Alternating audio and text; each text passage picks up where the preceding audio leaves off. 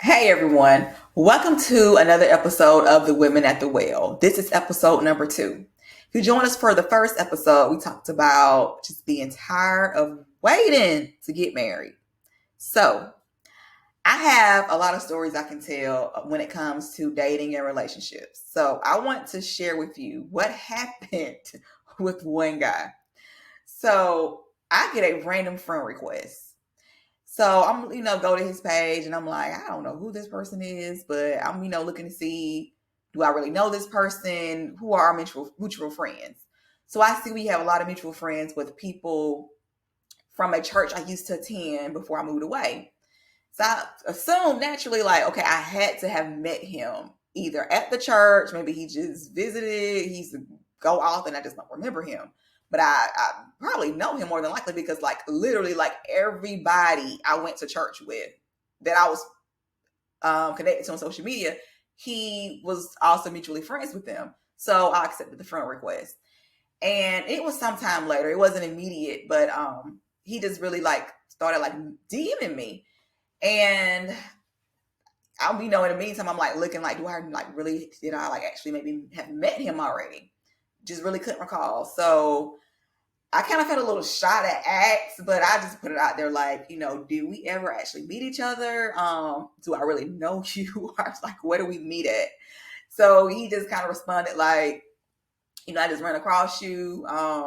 He was friends with my pastor. So they were like good friends and he sent me the friend request. So we just got to talking a lot more and the communication became more and more frequent. And in the process, I was, just learning more things about him. And pretty soon I actually gave him my phone number and we were talking like every day. And when I tell you every day, for hours every day, which on the outside, he had a lot of good things going on about himself. Good job, nice car, which I'm not materialistic by any means, but on the outside, he did have a lot of good things going on for him. And so, but it was just something. At first, I couldn't put my finger on it, but it was like it just seems off with him. So just still talk to him more. So I was going to like actually reach out to some of the people that I went to church with in the past to just ask them more about him.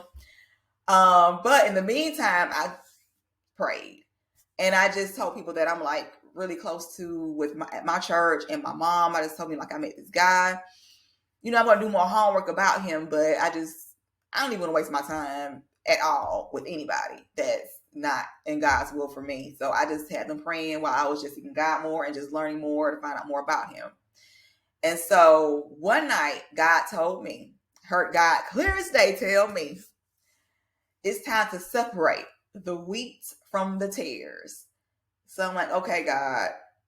And I recalled a scripture in the Bible about the wheat and the tares. So we're going to get into that today. But first, if anybody's new joining us, I want to make sure you know why this podcast is called The Women at the Well. So this podcast is like our place for women to gather, talk about our issues, and get perspective from Holy Spirit led, scriptural, and practical perspective. And the practical comes from me being a licensed therapist, and the spiritual comes from me being a follower and disciple of Christ. I also have education in Christian ministry, and that's where the biblical part comes in. But this podcast, even though I'm a therapist, is not therapy. It's not to replace going to a therapist, getting treatment, psychotherapy in any shape, form, or fashion.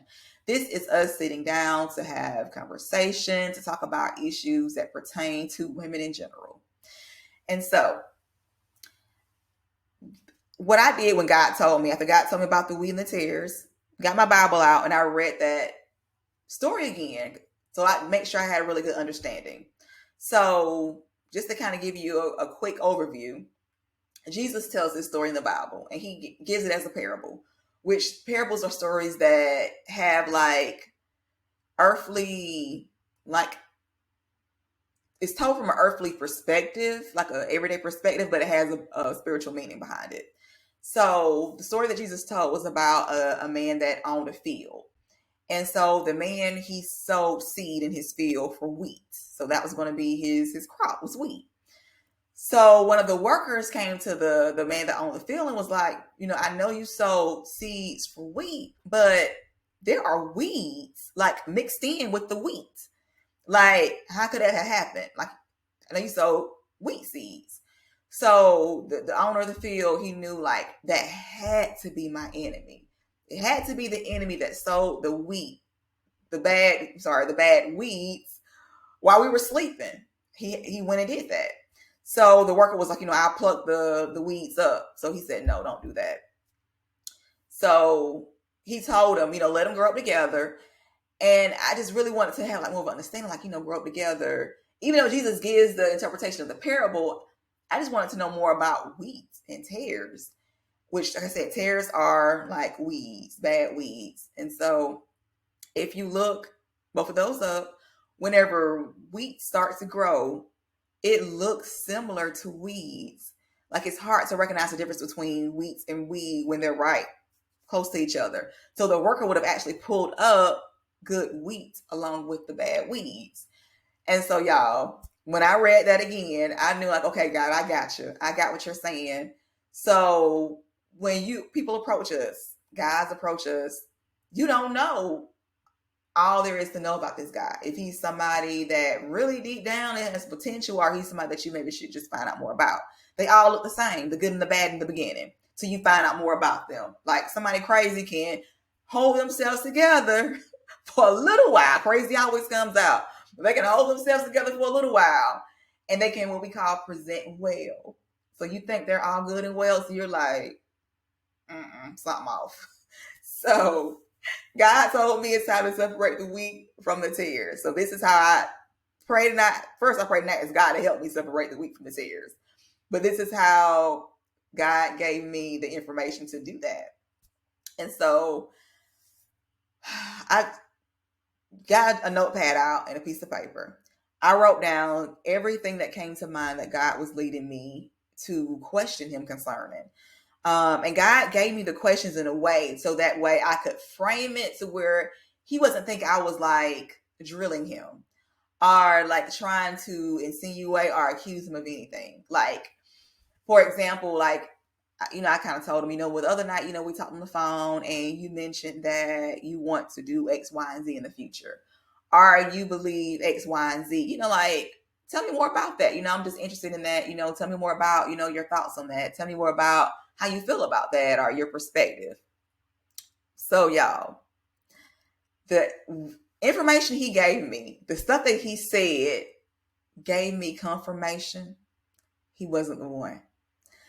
Like, me just getting that inquiry, him not knowing how my thoughts or how I felt about those certain issues gave him the leeway to give me a truthful information. So I was able to tell him, like, you know what? We're like headed in two different directions.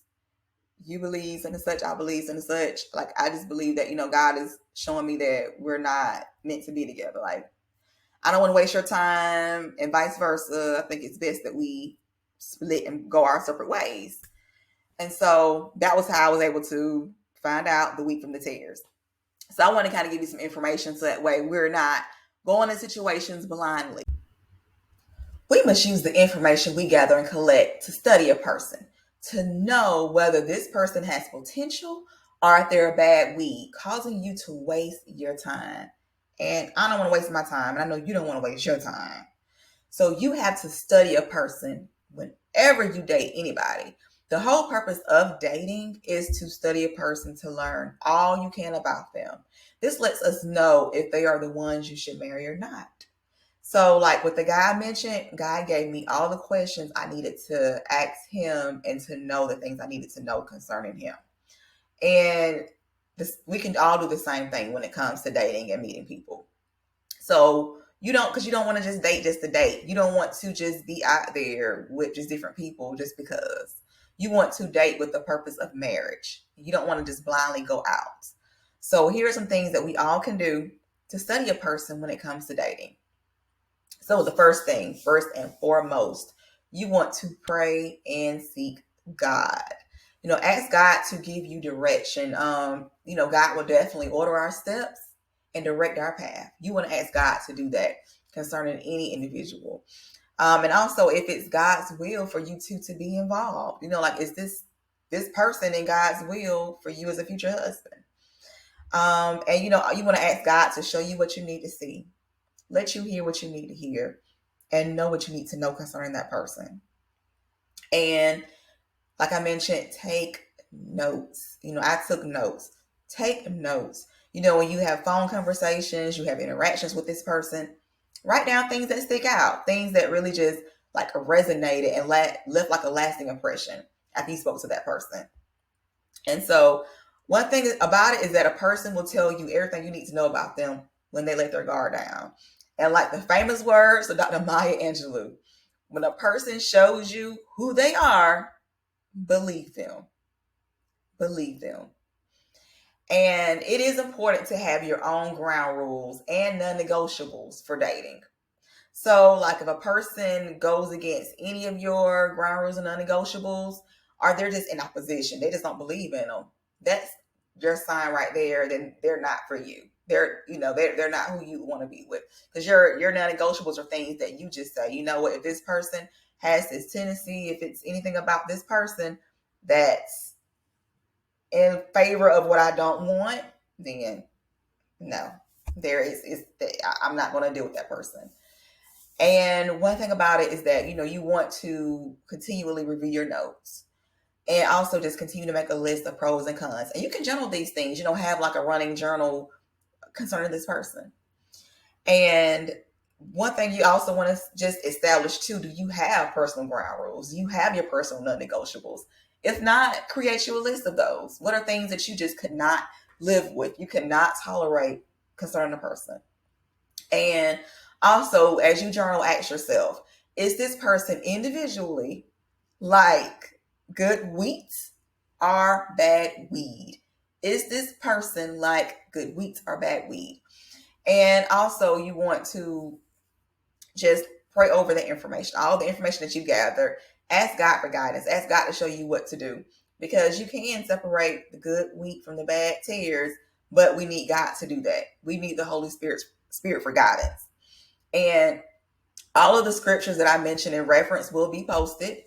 I want to thank everyone for meeting with me today. If you have any questions, comments, anything you want to discuss at future episodes, please leave those in the comments. Thank you all and take care.